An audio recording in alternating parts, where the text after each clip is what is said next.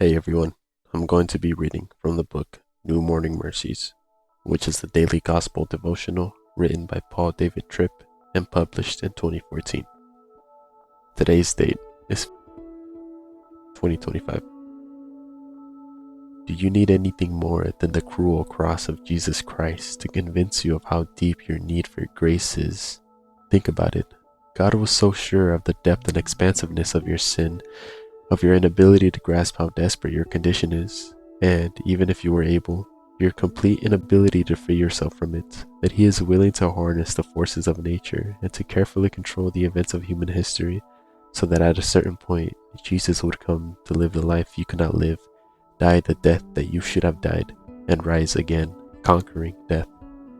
Why did God go to this elaborate and sacrificial extent? There is only one answer to the question. God the Father planned it, God the Son was willing to do it, and God the Holy Spirit applied this work to your heart and mind because there was just no other way. Sin is every human being's core disease. It is completely beyond the power of any human being to escape it.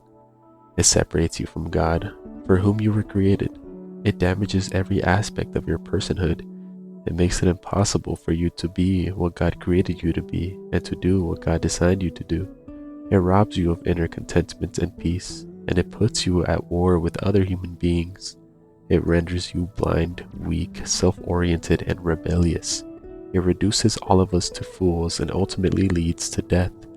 Sin is an unmitigated, almost incalculable disaster. You can run from a certain situation, you can get yourself out of a relationship, and you can move to another location and choose not to go back again. But you and I have no ability whatsoever to escape from the hold that sin has on us. It is the moral vice grip that has held the heart of every person who has ever lived. There are passages that capture the disaster of sin and what it does to people made in God's image better than Genesis chapter 6 verse 5 to 6. The Lord saw that the wickedness of man was great in the earth, and that every intention of the thoughts of his heart was only evil continually. And the Lord regretted that he had made man on the earth, and it grieved him to his heart. Note two things from this passage. First, the effect of sin on people was deep, heart deep. Sin is not just a matter of bad behavior, it is a condition of the heart. That's why you cannot free yourself from it.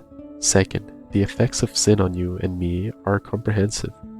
Note the words every intention coupled with the words only evil continually. But the passage tells us more. God was not satisfied leaving us in the disaster of sin. The disease that infected the heart of every human being produced sorrow in his heart. But his heart was not just the sorrow of remorse or the sorrow of judgment. It was the sorrow of grace. The words of Genesis chapter 6, verse 8. But Noah found favor in the eyes of the Lord. Tell you that Genesis 6 is not the end of the story.